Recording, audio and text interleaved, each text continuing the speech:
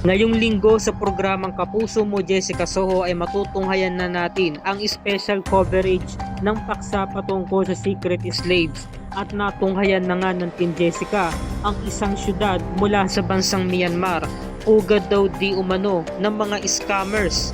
Sa bansang Myanmar, makikita ang tinaguriang Scam City. Sa lugar na ito, sa pilitang pinagtatrabaho ang ilan sa ating mga kababayang Pilipino. Ang kanila daw trabaho, mang-scam ng ibang tao sa iba't ibang panig ng bansa, at kapag hindi nila ito nagawa o hindi naabot ang kota, paparusahan daw sila.